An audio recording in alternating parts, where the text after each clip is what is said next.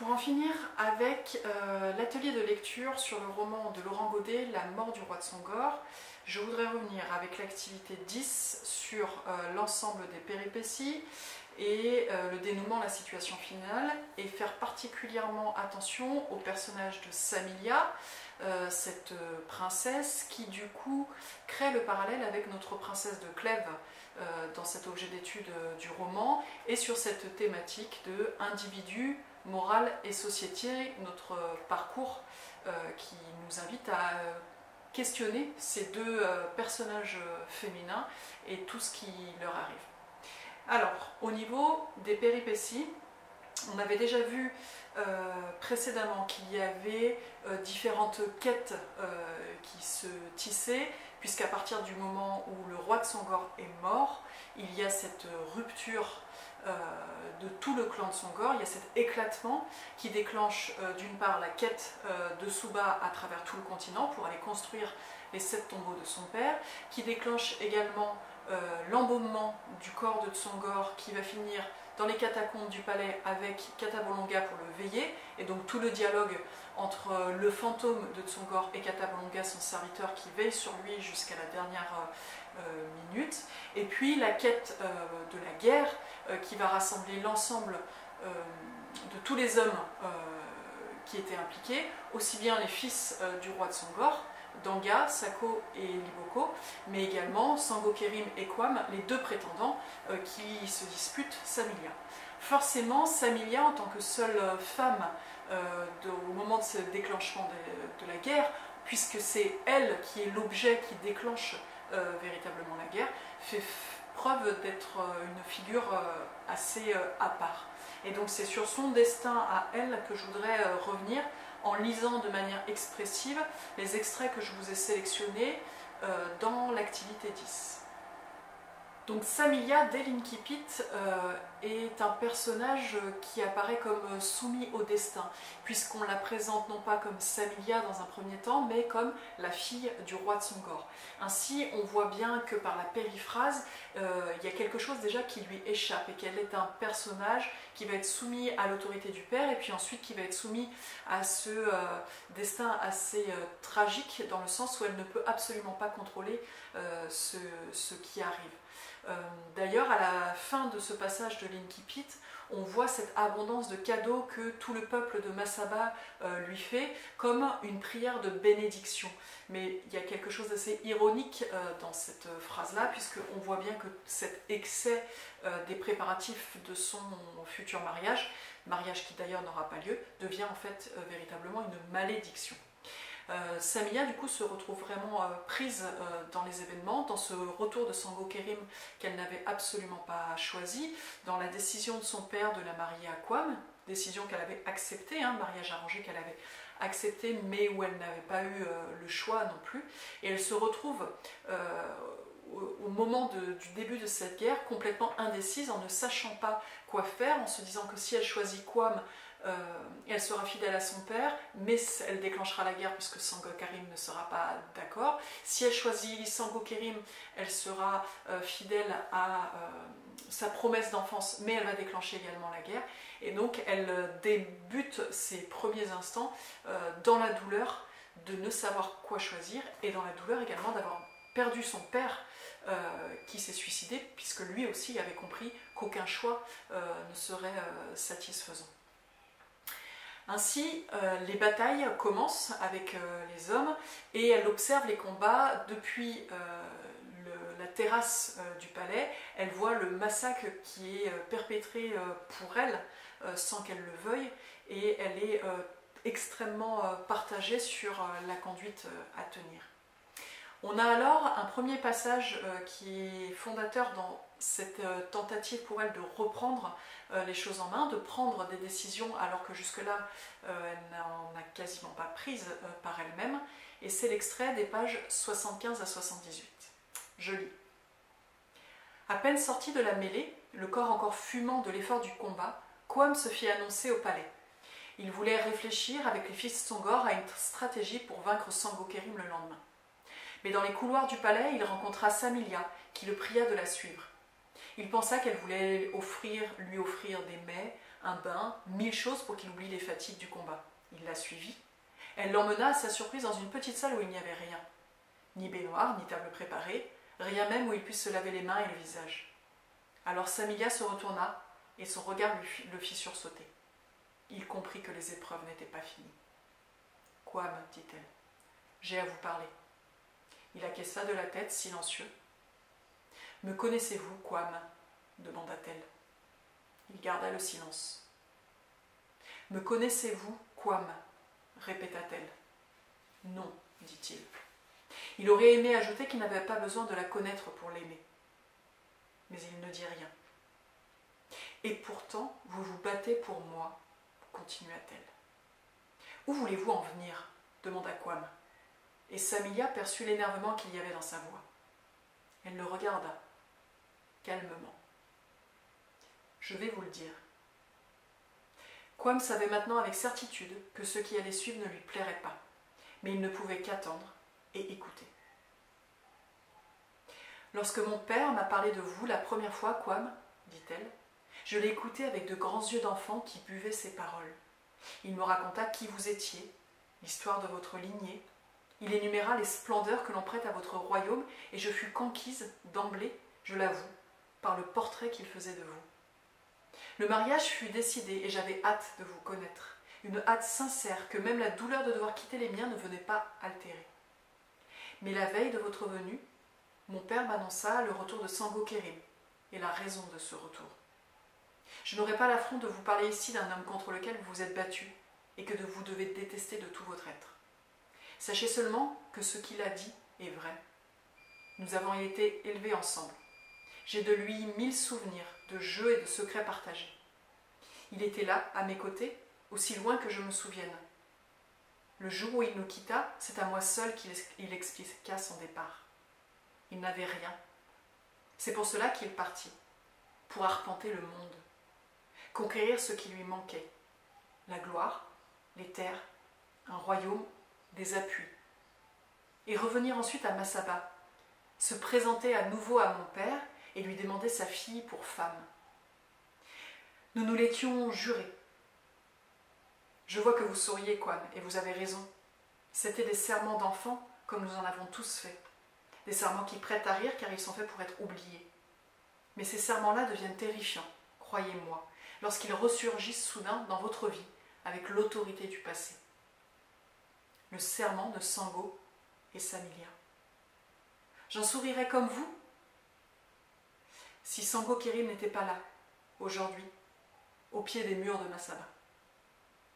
Quam voulut dire quelque chose, mais d'un geste de la main, Samilia lui demanda de garder le silence et elle continua. Je sais ce que vous allez dire, que le passé qui ressurgit ainsi, avec brutalité et qui réclame son Dieu est un cauchemar et qu'il y a des cauchemars que l'on peut faire disparaître. Que c'est ce que vous vous employez à faire avec vos armées. Chasser Sango Kerim pour que la vie reprenne.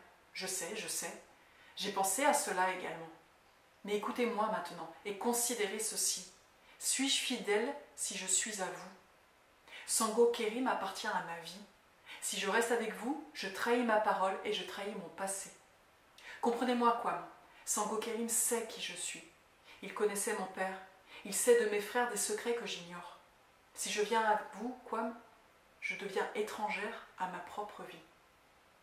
Quam était abasourdi. Il écoutait parler cette femme et il découvrait avec stupeur qu'il aimait sa voix, qu'il aimait la façon dont elle s'exprimait, sa sauvage détermination. Il ne peut que murmurer. Que faites-vous de la fidélité à ce que voulait votre père? Mais à l'instant même où il prononça ces mots, il en sentit la faiblesse. J'y ai pensé, bien sûr, et je me serais tenu à sa volonté s'il en avait exprimé une.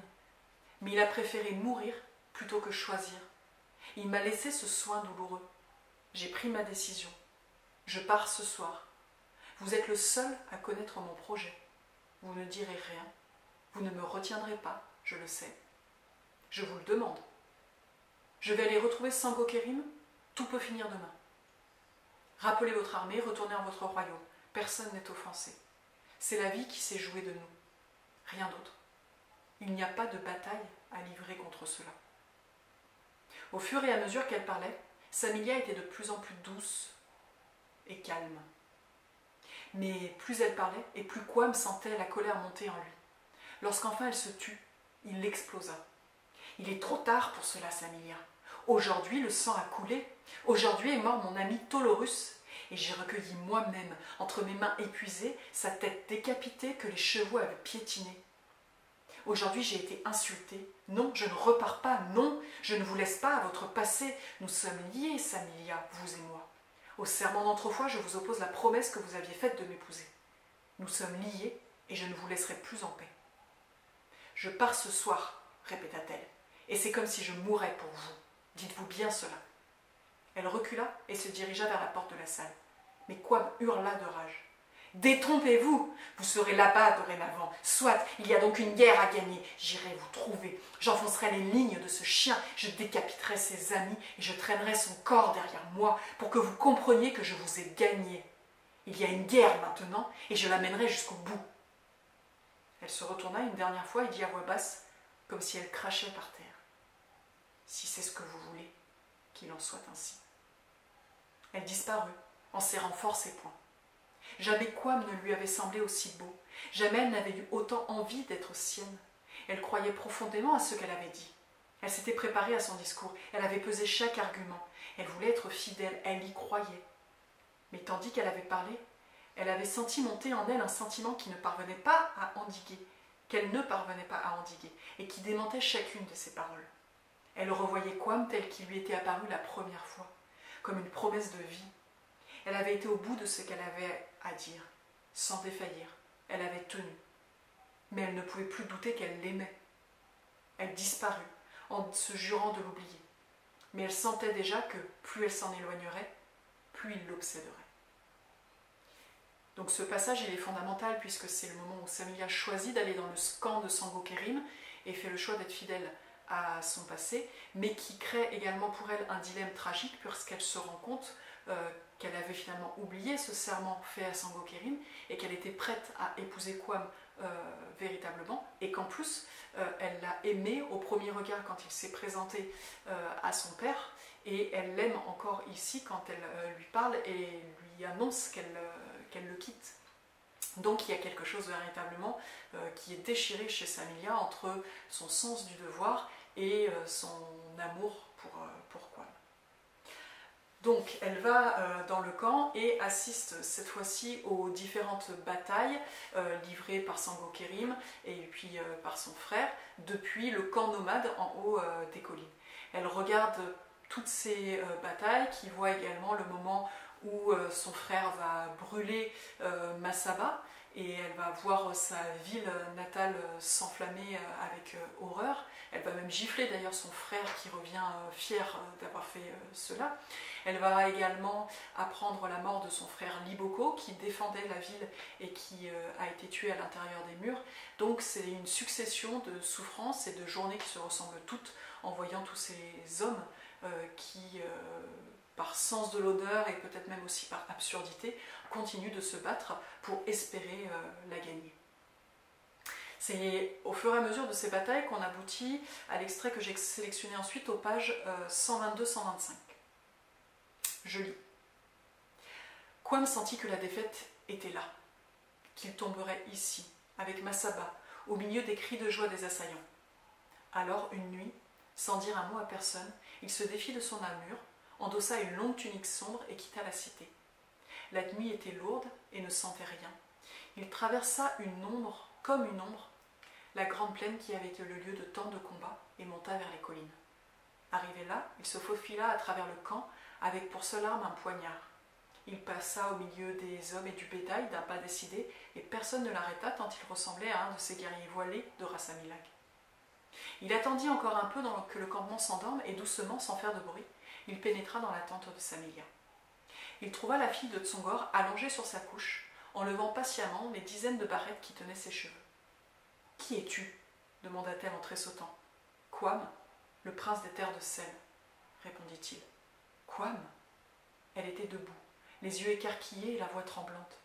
Il fit un pas dans la tente pour ne pas risquer d'être vu de l'extérieur et enleva les voiles qui lui couvraient le visage. « Je ne m'étonne pas que tu ne me reconnaisses pas, Samilia, car je ne suis pas le même homme qu'autrefois. Il y eut un silence.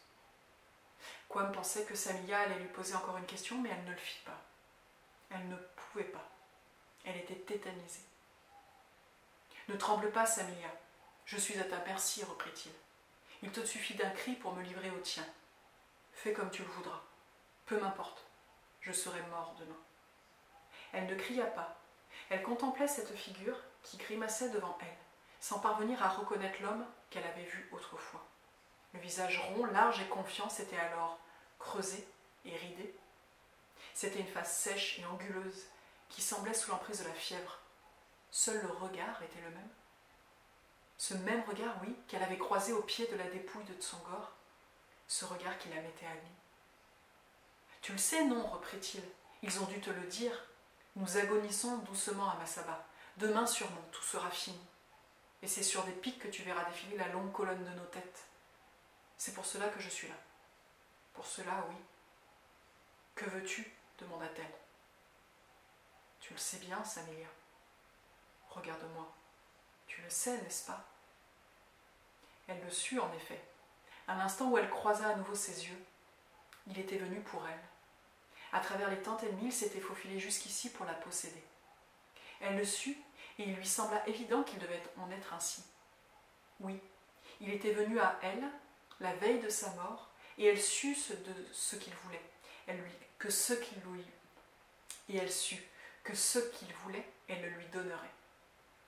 Le désir jamais ne l'avait quittée. Depuis ce jour où elle l'avait vu pour la première fois, et malgré le choix qu'elle avait fait de rejoindre Sangokérim, quelque chose la poussait à céder devant Quam. Elle avait choisi Sangokérim par devoir, pour rester fidèle à son passé. Mais lorsqu'elle le voyait, elle savait qu'elle appartenait à Quam, malgré elle, malgré la guerre qui ne permettrait jamais leur union. C'était ainsi. Elle ne bougeait pas, il s'approcha d'elle. Elle pouvait sentir son souffle sur sa poitrine. Je mourrai demain, mais peu m'importe si je connais d'ici là la saveur que tu as.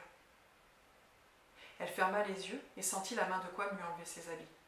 Ils tombèrent sous sa couche et il la prit, là, dans la sueur de cette nuit sans vent, au milieu des voix du campement ennemi, des allées et venues des soldats et du crépitement des feux de garde. Il la prit et elle coula de plaisir pour la première fois. Elle s'écarquilla tout entière, mordant les coussins pour ne pas risquer de hurler. Le long de ses cuisses, de longs tremblements humides venaient étancher la soif de Quam qui restait penchée sur elle, la tête enfouie dans ses cheveux. Il lava son âme des blessures du combat. Il s'enivra une dernière fois de l'odeur de la vie. La tente s'emplissait du parfum lourd de leurs étreintes, et chaque fois qu'il faisait mine de se lever, elle le rappelait à elle et l'entraînait à nouveau dans le tréfonds de son corps où il glissait de plaisir dans un vertige sucré. Avant que le soleil ne se lève, Quam quitta la couche de Samilia pour se faufiler à travers le campement ennemi et rejoindre la cité. Samilia lui caressa le visage. Il la laissa faire. Cette main sur sa joue lui disait adieu. Elle lui disait « Va, il est temps de mourir maintenant. » Lorsqu'il eut disparu, elle resta longtemps immobile. Depuis qu'elle avait adopté le corps de Sangokérim, quelque chose était mort en elle. Elle était là, au milieu de ces hommes qui se battaient pour elle. Elle était là, sans passion, attendant simplement l'issue de la guerre, pour qu'il n'y ait plus de souffrance et que le cours de la vie reprenne. La venue de Quam m'avait fait tout chavirer. Je n'ai pas su choisir, pensa-t-elle, ou je me suis trompée, j'ai choisi le passé et l'obéissance, j'ai fait taire le désir que j'avais en moi, et j'ai rejoint Sangokérim par fidélité. Mais la vie exigeait Quam. Non, ce n'est pas cela. Si j'avais choisi Quam, je serais en train de pleurer sur Sangokérim. Ce n'est pas cela. Il n'y a pas de choix possible. J'appartiens à deux hommes. Oui, je suis aux deux. C'est mon châtiment. Il n'y a pas de bonheur pour moi. Je suis aux deux. Dans la fièvre et le déchirement, c'est cela. Je ne suis que cela, une femme de guerre, malgré moi, qui ne fait naître que la haine et le combat. Donc, dans ce passage, Samilia se rend compte qu'elle a toujours aimé Quam et que quand il se présente à elle et annonce que du fait du siège de Masaba, ils vont mourir, elle choisit effectivement d'avoir ce rapport intime avec lui comme si c'était un adieu. Et c'est un passage qui est fondamental pour bien comprendre notre texte Bach et le fait que Quam a révélé ensuite à toute l'armée qu'elle s'était donnée à lui, et donc c'est quelque chose qu'elle va lui reprocher, d'avoir révélé ce moment d'intimité qu'elle avait donné en pensant qu'il allait mourir et que la guerre s'achèverait comme il l'avait annoncé. C'est quelque chose véritablement qui va beaucoup la blesser, qu'il l'utilise ensuite contre elle. Donc, après cette nuit, Quam de son côté retrouve de l'énergie puisqu'il veut véritablement posséder Samilia. Il se dit qu'elle était à la hauteur de ce qu'il espérait et il est incapable de mourir comme il l'avait pensé par épuisement. Il reprend de l'énergie. D'autant plus que des renforts arrivent avec sa mère, Mazébu, qui arrive avec un bataillon d'élite depuis son pays et qui va apporter un second souffle à Quam. Donc les batailles et la guerre reprennent et s'enlisent à nouveau puisque les forces se rééquilibrent. Sauf que s'enlisant, la guerre devient à nouveau terriblement brutale. On compte encore des dizaines et des dizaines de morts. Mazébu, la mère de Quam, dit que c'est une guerre qui ne s'achèvera jamais que par la mort de tout le monde. Donc elle décide de partir et invite son fils à faire de même. Mais Quam est incapable parce qu'il veut véritablement posséder Samilia. D'où le fait que comme il voit que c'est totalement impossible, il va s'arranger avec Sangokerim pour demander communément que Samilia se tue. Et c'est là qu'on en arrive du coup à notre texte Bach et à ce discours de Samilia qui refuse catégoriquement de se tuer, de se suicider comme l'a fait son père, parce qu'elle estime qu'elle n'a pas à obéir à ces hommes qui sont lâches, qui se sont battus depuis des mois, des années, de manière complètement absurde, qu'elle avait dit qu'elle ne pourrait être à personne et que c'était un choix impossible à faire pour elle, que la vie ne lui a rien offert et donc elle a le droit de continuer sa vie autrement. Et donc elle quitte ainsi le champ de bataille et personne ne la rattrape parce que les hommes de Sangokerim et de Quam se remettent à se battre par vengeance. Du coup, c'est une guerre qui se poursuit non plus pour gagner Samilia, mais pour des raisons d'honneur et de vengeance, donc pour des raisons absolument horribles. On a encore une page où Samilia est un personnage qu'on voit agir, et c'est en ayant laissé la guerre derrière elle qu'on nous présente cette Samilia qui marche face à son destin et face à sa nouvelle vie. Je lis donc l'extrait des pages 159 à 160. Samilia avait quitté Massaba, comme une captive qui s'enfuit, sans rien prendre avec elle. Les premiers jours, elle pensa qu'il lui faudrait livrer bataille, et elle s'y préparait. Sangokerim et Quam ne tarderaient pas à la rattraper, et elle devrait à nouveau hurler qu'on la laisse. Elle était décidée, elle ne voulait plus rien céder. Mais le temps passait, et ni Sangokerim ni Quam ne venaient. Personne, manifestement, n'était à sa poursuite. Elle avait eu raison. Elle n'était plus rien.